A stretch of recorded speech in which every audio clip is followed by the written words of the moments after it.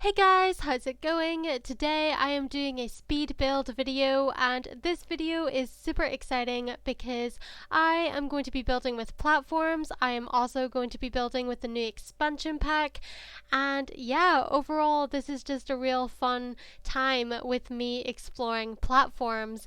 So first of all, I just want to say that before I started this build, I'd already played around a little bit with platforms before to kind of get a feel of the kind of house that I wanted to build and the layout that I wanted to have. So basically, this house is platform central. I wanted to make a really cool house where everything was technically on the same floor, but there was still a lot of dimension going on in the house.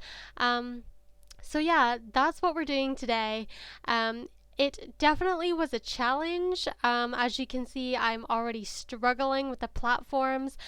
Sometimes the platforms can be a little bit temperamental, especially when you're placing walls, and sometimes when you're placing stairs. So yeah, most of this build is honestly just me fiddling around with the platforms, because sometimes I would build a wall or change something, and it would cause the platforms to change as well, because sometimes I was adding walls places and then one of my platforms would just raise so that it would like match the other platforms, and I was like, no, you need to stay down there, or you need to be raised up. And so yeah, it's quite fiddly to play with platforms, but once you kind of get the general gist of them, I think it's a lot easier. I also think it might be a lot easier for you to deal with platforms if you don't use as many as I did in this build.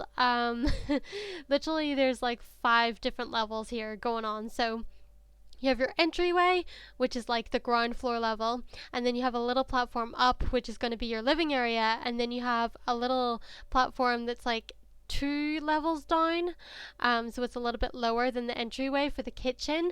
And then you have the little office area, which is a little bit higher up from the living room, and then you have your bedroom, which is the highest level, as high as I could get basically before I ran out of space to put a doorway. There's a lot of levels going on. There was a lot of fiddliness to get that right.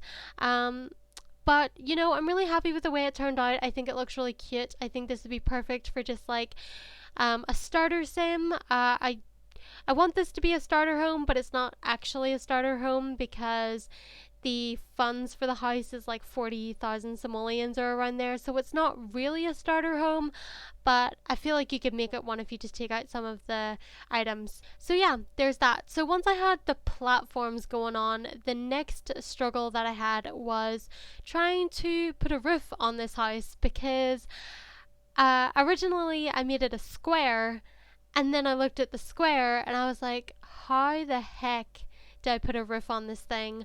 So I feel like I spent a lot of time trying to put a roof on this place. What I ended up doing was extending some of the house, like changing the shape of it a little bit to see if I could make that easier to put a roof on.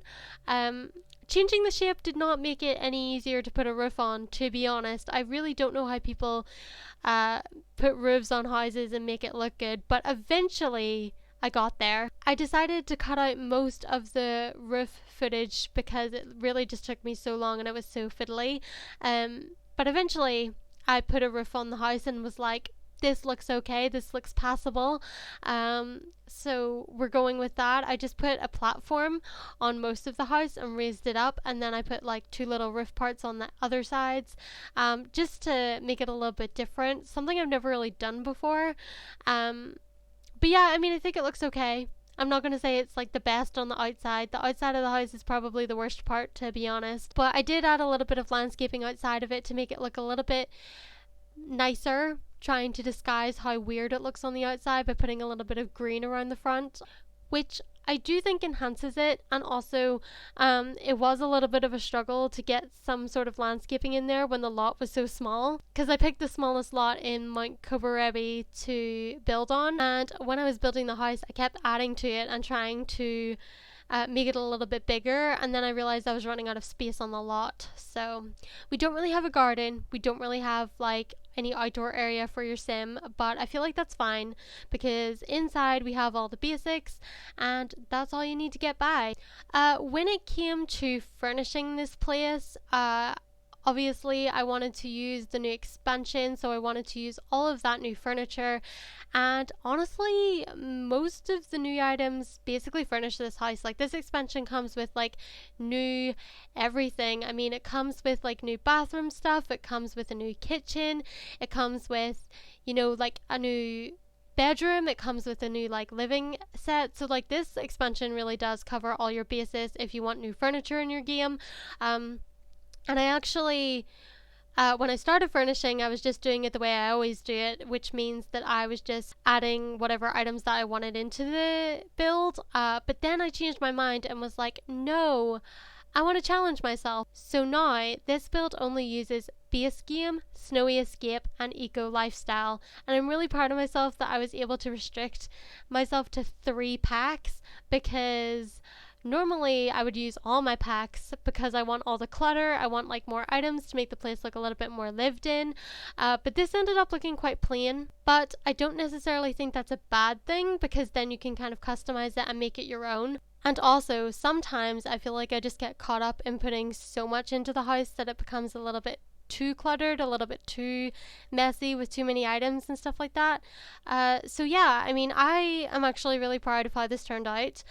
For my first platform build, for my first build with Snowy Escape, one thing that I will say about the place is that it does end up looking very beige and brown and not that exciting in terms of a color scheme. The reasons being is because I was having a really tough time with putting wallpaper down. I ended up just using the new wallpapers from Snowy Escape. But to match that sort of theme of the wallpaper and the flooring and everything, and even just the swatches of the new items, I just kind of ended up going with brown for everything. Except for the bathroom. The bathroom is like black and white, which is nice, and the entranceway is like black as well. But the rest of the house is very brown and beige, which I guess is a good thing, because then everything looks matchy-matchy and really cute that it all goes together. But at the same time, it's also very boring and not that exciting. I think the next time that I try to build with Snowy Escape, I will definitely challenge myself to try and make it a little bit more colorful and give it a little bit more life. Obviously, I feel like that'll be easier when I start to use more packs and do whatever I want with it. But it just so happens that when I was actually building this, I did realize that I wasn't using as many packs as I thought I was. Like I said, the new expansion comes with a lot of new items, so you can basically furnish your house entirely with just Snowy Escape.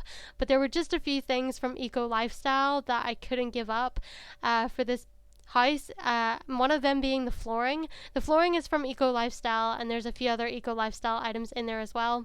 When I was changing some of the things that were not base game or not Snowy Escape, one of the things I just couldn't let go was the flooring, because I took ages trying to find a good wooden flooring for this place. So yeah, that's why we use Eco Lifestyle as well as Snowy Escape. I usually don't challenge myself like this to build with only base game and a few packs. I do feel like, because I spent the money on the packs, I should use them when I can, even if that's just in build mode. But yeah, maybe in the future I'll try and challenge myself to use less of the packs and see what I can do, because I've definitely seen a lot of people do a lot of things with just base game and things like that. So yeah, maybe that's something for me to work on, especially because I know that when you upload builds to the gallery, not everyone has every single pack. So if they really like your house, it can be difficult for them to download it, because they end up putting it in their game and then not having like any furniture because they don't have all the packs. So yeah, I think I'll try and challenge myself a little bit with my builds in the future and see how we go. But honestly, I feel like this one was kind of challenge enough just because of the platforms. But yeah, like I said, I'm really happy with the way it turned out. I hope you guys enjoyed this build. If you do, please give this video a thumbs up and subscribe for more.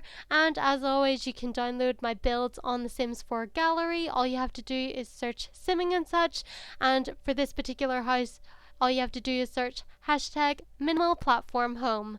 And so yeah, that's it for this video, guys. Like I said, I hope you enjoyed, and I will see you in my next one. Bye, guys.